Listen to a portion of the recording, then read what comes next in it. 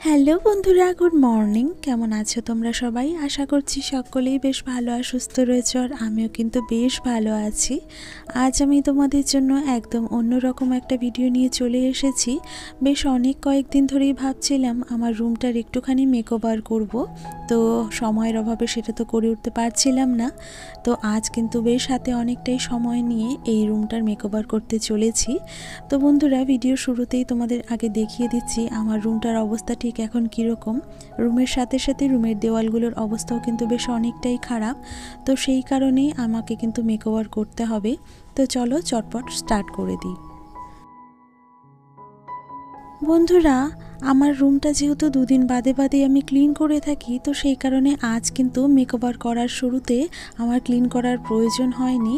আর সবথেকে প্রথমে আমি যে কাজটা করব সেটা হলো আমার এই যে দেওয়ালটা রয়েছে, দেওয়ালের অনেকাংশেই কিন্তু খারাপ।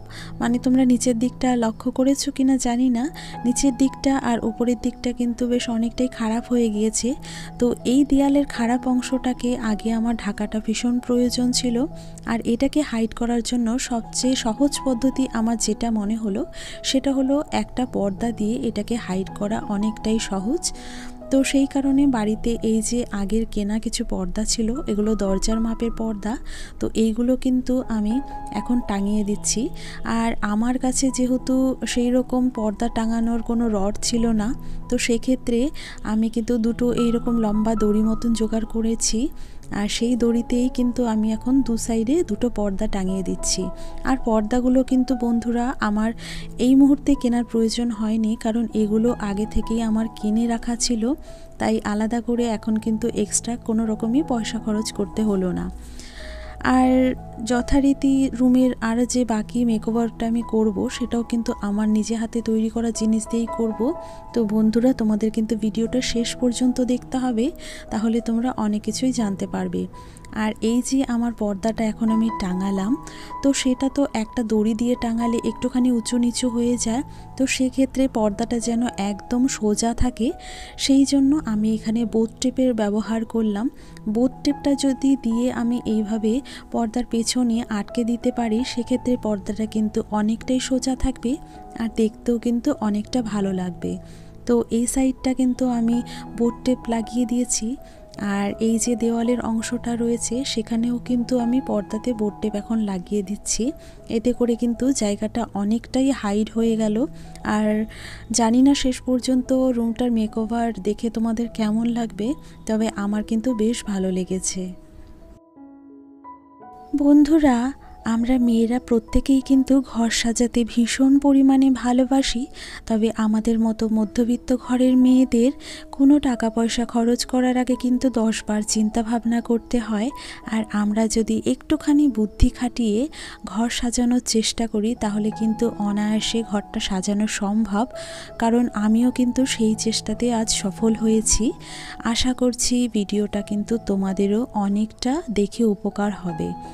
তো প্রথমে আমি রুম ডেকোরেশনের শুরুতে যেটা করলাম, দেওয়ালটা খুব ভালো করে পর্দা দিয়ে হাইড করে দিয়েছি, আর এরপরে বেডশিটটা চেঞ্জ করে নিচ্ছি।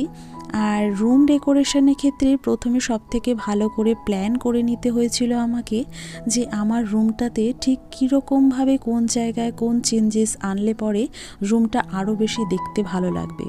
তো সেই রকমই একটা প্ল্যান করে নিয়েছিলাম। আর এক্সট্রা করে যে খুব একটা টাকা পয়সা খরচ করতে হয়েছে আমাকে তা কিন্তু একদমই নয়। ভিডিওতে আস্তে আস্তে আমি তোমাদের সাথে সমস্তটাই শেয়ার করব। তো এই যে দেখো, আমি কিন্তু বেডশিটটা চেঞ্জ করে নিয়েছি, আর আমার মনে হলো এই রেড বেডশিটটা যদি আমি ঘরে ইউজ করি তাহলে কিন্তু রুমের কালারটা আরও বেশি ব্রাইট হবে, আর দেখতে কিন্তু অনেকটাই ভালো লাগবে। আসলে কি বলো তো, আমাদের উইন্ডোর যদি কার্টেনের কালারটা আমরা একটুখানি দেখে নিই, বা বেডশিটের কালারটা যদি আমরা একটু কন্ট্রাস্ট করে রাখতে পারি, তাহলে দেখবে সেক্ষেত্রে রুমটার লুক একটুখানি হলেও কিন্তু চেঞ্জ হয়ে যায়। আর সেই কথাটা মাথায় নিয়ে কিন্তু আজকের এই রেড বেডশিটটা আমি ইউজ করলাম। আর তারপরে এই যে এতদিন আমার বেডের পাশে যে টেবিলটা রাখা থাকতো সেটা কিন্তু আজ সরিয়ে দিলাম, আর সেই জায়গাতে আজকে কিন্তু অন্য একটা জিনিস ট্রাই করতে চলেছি, সেটা হলো সোফা। হ্যাঁ বন্ধুরা, তোমরা ঠিকই শুনেছো, সোফা। আমার মতন মধ্যবিত্ত মেয়েরা যারা রয়েছো তাদের পক্ষে কিন্তু মন চাইলেই সোফা কেনাটা সম্ভব হয় না।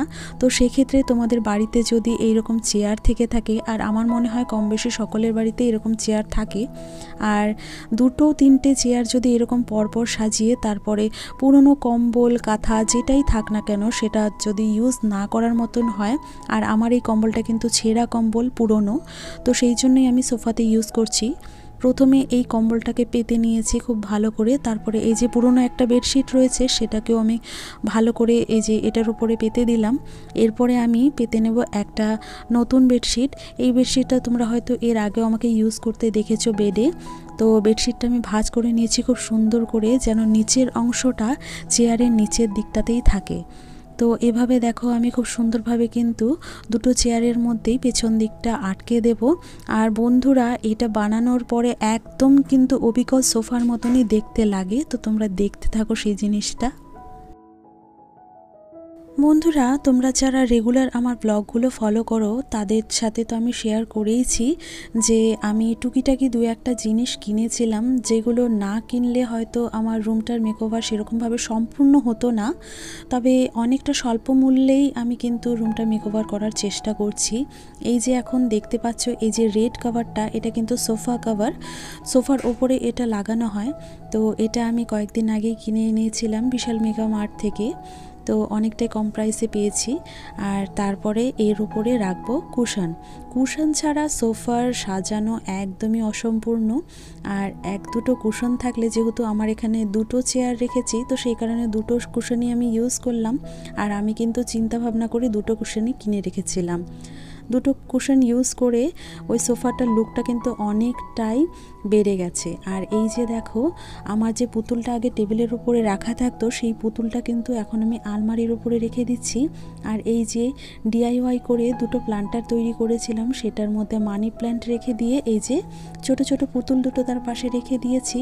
আর এই যে আমি পেন্টিং করেছিলাম হোয়াইট বটলের ওপরে, সেটাও কিন্তু এখানে রেখে দিচ্ছি। এখানে কিন্তু আমার বেশ অনেক কয়েকটা প্ল্যান্টার রাখা হলো, কারণ প্ল্যান্টারগুলো রাখার মতন আর কোথাও জায়গা পাচ্ছিলাম না বলেই আলমারির ওপরটা কিন্তু এইভাবে সাজিয়ে নিলাম। এতে করে আলমারির ওপরটা দেখতেও ভালো লাগলো, আর আমার কিন্তু প্ল্যান্টারগুলোও রাখা হয়ে গেল। আর এই যে দেখো, এখন আমি সোফার ওপরে এই যে আমার আঁকানো সমস্ত প্লেটগুলো ছিল এগুলো কিন্তু একটার পর একটা দেওয়ালে লাগিয়ে দেব। তাহলে কি হবে বলো তো, এই যে আমার ফাঁকা জায়গাটা ছিল দেওয়ালের, সেই জায়গাটা কিন্তু অনেকটাই কালারফুল হয়ে যাবে। আর বন্ধুরা, আমাদের ঘরের দেওয়াল যদি লাইট কালার হয় সেক্ষেত্রে আমরা যদি কিছু কালার্স ইউজ করতে পারি সেই দেওয়ালে, তাহলে কিন্তু দেখবে রুমটার কালারটা কিন্তু এমনিতেই অনেকটা চেঞ্জ হয়ে যাবে আর অনেকটা ব্রাইট দেখাবে। আর সেই কারণেই কিন্তু হিসাব করে আমি এই পেন্টিংগুলো বানিয়েছিলাম, আর সেটাও কিন্তু ব্লগে তোমাদের সাথে শেয়ার করেছিলাম। আর আমি এটাও বলেছিলাম যে আমি যেদিন রুম ডেকোরেশনে ভিডিও নিয়ে আসবো সেদিন তোমাদের সাথে শেয়ার করব যে আমি এগুলো কিভাবে ইউজ করি। তো এই যে দেখো, পরপর সমস্ত প্লেটগুলো কিন্তু এইভাবে দেওয়ালের ওপরে একটার পর একটা সাজিয়ে দিয়েছি। বন্ধুরা, তোমরা যারা প্রথমবার আমার ভিডিওটি দেখছো তাদের উদ্দেশ্যে বলে রাখি, এই যে প্লেটগুলো তোমরা দেখলে এই প্লেটগুলো কিন্তু মাত্র 10 টাকা করে আমি দশকর্মা ভাণ্ডার থেকে কিনে এনেছিলাম। আর এনে কিন্তু নিজে হাতে অ্যাক্রেলিক কালার দিয়ে পেন্টগুলো করেছি। কেমন লেগেছে পেন্টিংগুলো সেগুলো কিন্তু তোমাদের জানাতে অবশ্যই হবে। আর কমেন্টে কিন্তু তোমরা এই বিষয়টা জানাতে একদমই মিস করো না। আর তারপরে দেখো, ফ্লিপকার্ট থেকে এই যে 50 টাকা করে পিস আমি কিন্তু মোট 6টা পিস অর্ডার করেছিলাম এই আর্টিফিশিয়াল লিপস। কারণ আমার যেহেতু পর্দাটা একটা দড়ির সাহায্যে টাঙাতে হয়েছে, তাই ওই দড়ির অংশটাকে হাইড করার জন্য আমাকে আর্টিফিশিয়াল লিপসটাই ইউজ করতে হলো। আর এই যে দেখো, আমার পেছনের দিকে দেওয়ালটা ফাঁকা দেখতে পাচ্ছ, এই জায়গাটা ফাঁকা ছিল বলে বেশ অনেকটাই খারাপ লাগছিল। আর সেই জন্য ফ্লিপকার্ট থেকে দেখো এই ওয়াল স্টিকারটা আমি আনিয়েছি। এখানে 2টো ওয়াল স্টিকার রয়েছে, যদিও একটা ওয়াল স্টিকারেই আমার কাজ হয়ে যেত, তবে 2টোর নিচে অর্ডার করা সম্ভব হচ্ছিল না। তো মোট 300 টাকা খরচ হয়েছে আমার এই স্টিকারটা কিনতে। আর এই স্টিকারটা লাগানো কিন্তু বেশ অনেকটাই সহজ। প্রথমটা লাগাতে যদিও আমার অনেকটাই সময় লেগেছিল। আর এখানে কিন্তু লাগানোর সুবিধার্থে পরপর নাম্বারিং করা রয়েছে। সেটাও তোমাদেরকে দেখিয়ে দিলাম। আর তোমরা যদি কিনতে চাও তাহলে অবশ্যই আমাকে বলো, আমি কিন্তু নেক্সট ভিডিওতে তোমাদের সাথে লিঙ্কটাও শেয়ার করে দেব। তো দেখো ওদিকে একটা কিন্তু লাগানো হয়ে গেছে আমার, আর এ পাশের স্টিকারটাও কিন্তু আমি লাগিয়ে দিচ্ছি। বন্ধুরা এদিকে দেওয়ালটাতে ওয়াল স্টিকার লাগানোর পরে দেওয়ালটা এত সুন্দর ভরাট হয়ে গিয়েছিল আর দেখতে এতটা সুন্দর লাগছিল। আর বন্ধুরা আমার ওয়ালে কিন্তু সেই রকম কোনো দামি কালার করা নেই, এমনি নর্মাল একটা পেন্টিং আর বহু বছরের পুরনো। তো সেই ক্ষেত্রে তোমরা যদি এই রকম স্টিকার লাগাতে চাও তাহলে কিন্তু যে কোনো ওয়ালেই তোমরা এটা ইউজ করতে পারবে, আর অনেকটাই সুন্দর স্টিকার, চট করেই কিন্তু স্টিক হয়ে যায়। আর আমার মনে হয় না যে এটা চট করে উঠেও যাবে। তো যাই হোক, স্টিকারটা লাগানোর পরে ওপরের দিকে দেওয়ালটা একটু ফাঁকা লাগছিল বলে আমার বার্থডেতে যে বান্ধবী গিফট করেছিল গণেশের ওই হ্যাঙ্গিং মূর্তিটা, সেটা কিন্তু আমি ওপরে ঝুলিয়ে দিলাম। আর ওটা টাঙানোর পরে দেওয়ালটা কিন্তু আরও বেশি সুন্দর লাগছিল। আর তারপরে এই যে ড্রেসিং টেবিলটা একটুখানি গোছানোর চেষ্টা করলাম। এখানে একটা ট্রে রাখা থাকতো এতদিন, তো ট্রেটাকে সরিয়ে দিয়ে আমি এখানে এই যে ইয়েলো কালারের একটা সুন্দর ঝুড়ি মতন রয়েছে, এটার উপরে কিন্তু সমস্ত ডেলি ইউজের জিনিসপত্রগুলো রেখে দিলাম।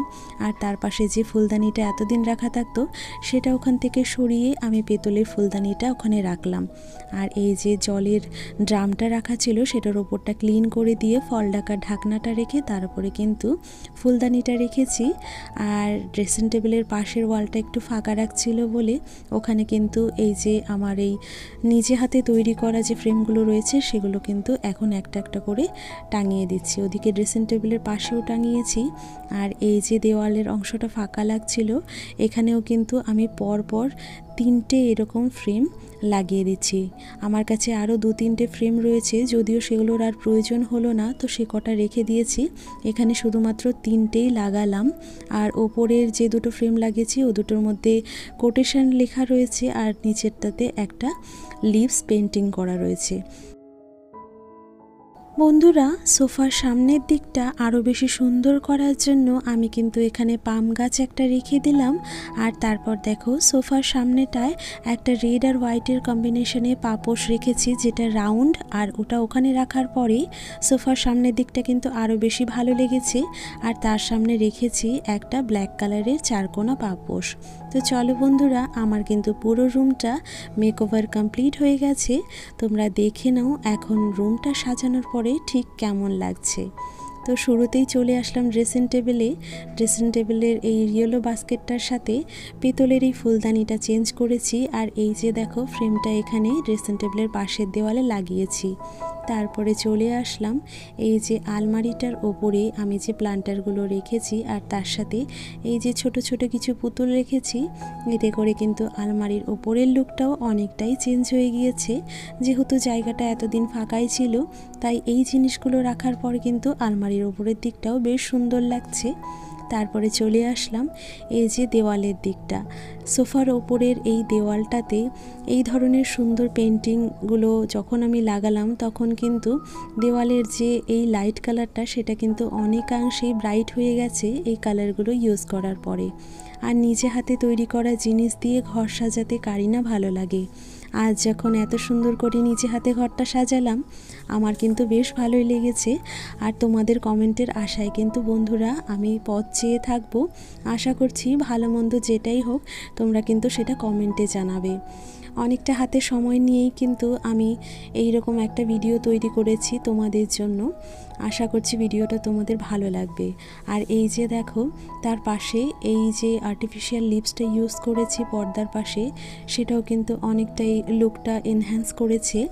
তার পাশে এই যে রেড কালারের বেডশিটটা, এই বেডশিটটা একটু হলেও কিন্তু আমার রুমটার লুকটা অনেকটাই ব্রাইট করে দিয়েছে।